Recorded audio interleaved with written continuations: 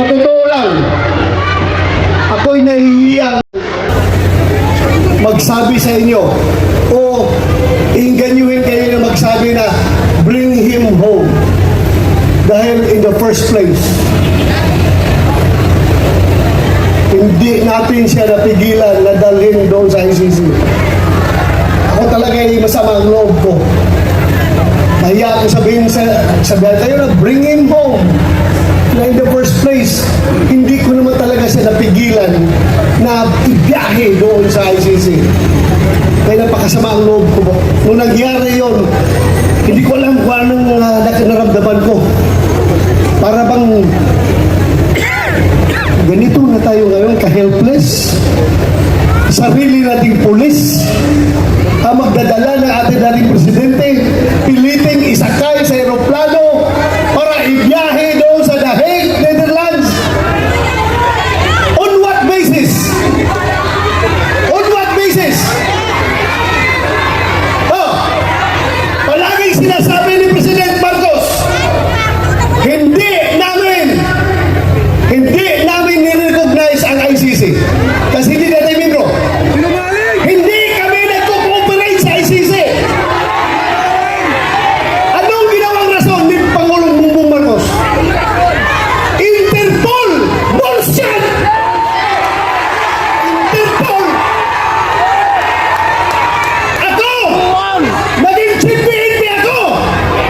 Alam ko ano ang papel ng Interpol sa mundo! Huwag niyo akong lukuhin! Commitment sa Interpol! Bullshit! Interpol! Presidente ka! Presidente ka ng Pilipinas!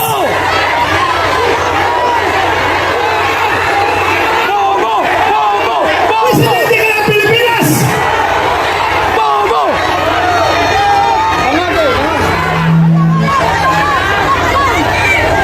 Presidente ka ng Pilipinas! Magpa-prison ka sa Interpol? Ha? Pero ano malabas?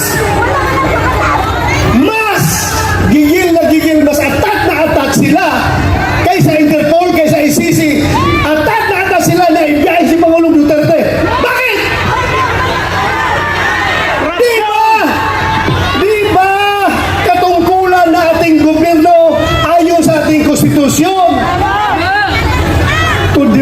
to protect, to serve and protect the Filipino people? Siniservisyohan niya yung mga dayuhan, hindi ang Filipino people. Kasi ang Filipino people, yun ang pinadala niya doon sa The Hague. Alam niyo, habang kinakarga sa aeroplano, nag-struggle sila doon. Wala na kayo magawa. Dahil nagdoon ako sa Davao, kinukoordinate ko yung ating yung petisyon na ginagawa natin na hindi nakahabol. Hindi ako sumama sa Hong Kong dahil sa gabi na yon, alas 3 sa madaling araw dapat ang biyahe ko papuntang Hong Kong. Pero mayroong nag-leak sa akin na informasyon. Hindi pa rin tulog ang Diyos. Nagsabi na, sabihan mo sila na may warrant na si President Duterte at si Bato. Uhulihin sila pagbalik nila dito galing sa Hong Kong. So tinawagan ko si Bimbo Villalvia. Sabi ko, sir, meron ng warrant. Hindi na ako habol dyan. Asikasuhin ko na lang yung petition natin dito. Petition for certiorari and prohibition. Kinordinate ko yung ating mga abogado sa atong teritoryon. Pero nung kinarga na siya, wala na ako. Ano bang gagawin ko? Alam mo yung nagawa ko?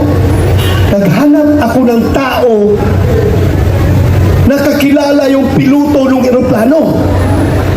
Pinasabihan ko yung piloto, sabihan mo, pag gawin niya yan, ibiyahe na si Pangulong Duterte. He will go down in history as the pilot na naghatid sa pinakamabait, pinakamahal na Pangulo doon sa The Hague.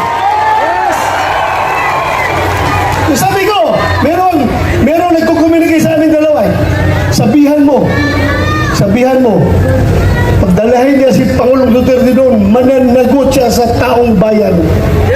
Mananagot siya. Ang pangalan yan, ang pangalan! Pangalan! Search na rin, search!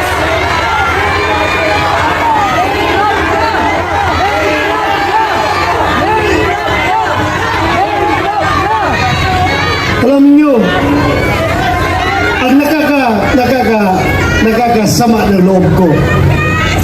Alam mo yung isang barangay kapitan? Sa barangay kapitan, maliit na barangay. Kausapin mo. Kap, ano ang tingin mo dito? Tama ba ito? Hindi. Sabi ng kapitan sa'yo, Sir, ikaw naman, sir. Pareho tayong lalaki. Hindi pwede yan, sir. Hindi talaga. So may isang salita. Pero may nagkausap ako isang presidente. Ay, ako! Dalawang bisis ha! Unang bisis! Doon sa Bukidnon. Kasi noong 2022 election, kung hindi si Inday Sara makasama sa kanilang rally, kasi may ibang commitment, ako ang nagpo-proxy kay Inday Sara. Kasama kami na sa stage. Siyang kandidato ng presidente, ako ang nag-represent kay Inday Sara. Nag-uusap kami sa Bukidnon. Alam mo, sabi sa akin, hindi siya papayag na makialam ang ICC sa ating bansa. Hindi ba siya presidente noon? Hindi ba presidente? Pangalawang beses, presidente na siya. Doon sa Malacanang, inibitahan niya kami. Tinanong ko siya, ano ba itong stand nyo, Mr. President? Pabago-bago. Iba yung sinasabi mo, tapos yung mga tao mo, iba ang sinasabi. Ano ba talaga? Mabuti yung lalaki sa lalaki, sir. Sabi ko, lalaki sa lalaki, sir. Prangkahin mo ako. Para I know what to do. Please, prangkahin mo ako. Sabi niya sa akin, alam mo ba to? Kahit gabuhok mo, kahit wala kang buhok ha, kahit gabuhok mo o buhok ni President Duterte, hindi mahawakan ng ICC. Hindi ako mapayag na papasok ang ICC dito. Alam mo, dagdag niya. Kasi, kung papayagan ko yan, alam nyo, kung papayagan ko yan, after ninyo, mga Duterte, ikaw, after sa investigasyon ninyo, baka kami na naman ang isusunod ng ICC. Tama! So, naniwala ako. Pero bakit ngayon, nung nagkahiwalay ang UNITIM, bakit biglang nagbago? Biglang nagbago. Halata na itong lahat, ang ugat nitong lahat, ay kasakiman sa poder ng gobyerno. Ayaw nila na papalit si Vice President Inday Sara sa 2028 para maging presidente. Sinimulan nila yan sa People's Initiative. Doon nagsimula. Nagka-litsi-litsi na Pilipinas. Ngayon, anong nangyari? Saan pupunta ang Pilipinas nito? Wala. We're very much divided. Mabuti sana kung ang division ay 50-50. Ako, hindi ako statistician, pero alam ko, ang division ay nasa 80-20.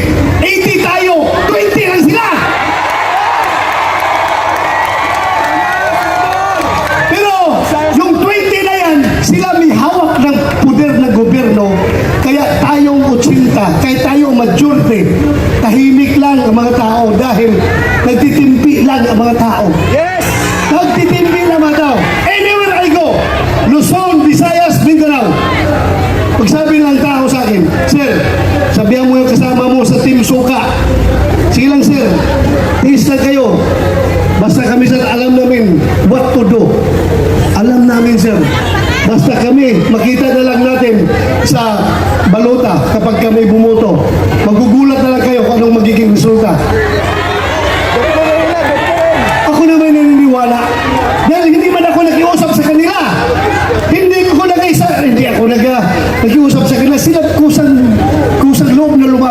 natin.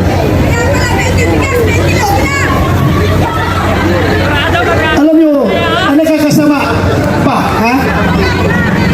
Ako, kilala ko at nakasama ko si Pangulong Duterte almost 40 years. 39 years more. More than 39 years, magpo 40 years na kami magkakilala. 1986, pag-graduate ko sa PMA, pagdating ko sa Davao, Vice Mayor pa siya noon. Eh kami parehong lalaki. Puro action man. Pagdating sa Gira doon sa NPA sa Davao Region, ako palagi ang nangunguna sa Gira. Ako palagi ang nangunguna. Siya naman ay piskal pa noon. Naging Vice Mayor nung inapuit ni President Cory Aquino. Gusto niyang, pareho kami, parang talagang gusto ng adventure, gusto ng action. Kaya every time meron ako enkwentro, pupunta siya doon, makibalita o ano nangyari. Ay, doon. So doon kami nag-start kakilala. Noong kinasal ako 1989, siya kinuha naming ninong. At from there on, doon na. Nagsimula ang aming samahan. Pero ako, ipagmayabang ko talaga sa inyo. Yung tao na yan, for 40 years, nakilala ko siya at nagkakasama kami. Ako bilang pulis at siya bilang mayor ng Davao City. Kahit isang utos na para sa pansarili, pang-personal at pang-politikal na utos, walang binigay sa akin yan si Pangulong Duterte. Ganon po siya, katino na tao.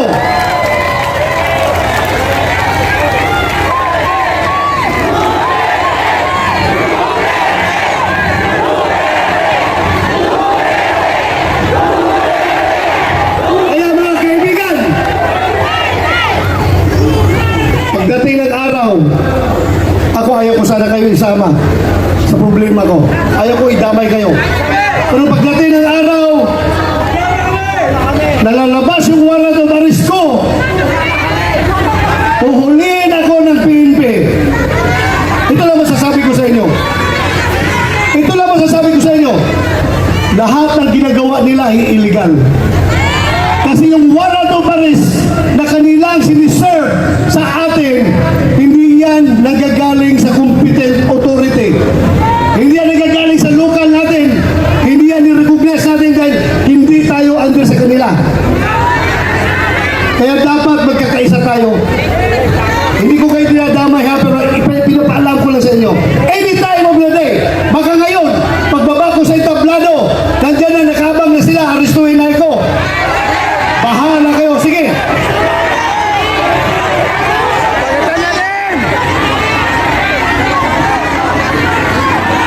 Kawawa ang Pilipinas. Ganito na lang. Ganito na lang ba tayo? Kawawa. Sana magising kayong lahat. Pero ako, don't get me wrong. Ako po'y nakikiusap sa inyo na kahit kayo'y galit na galit na.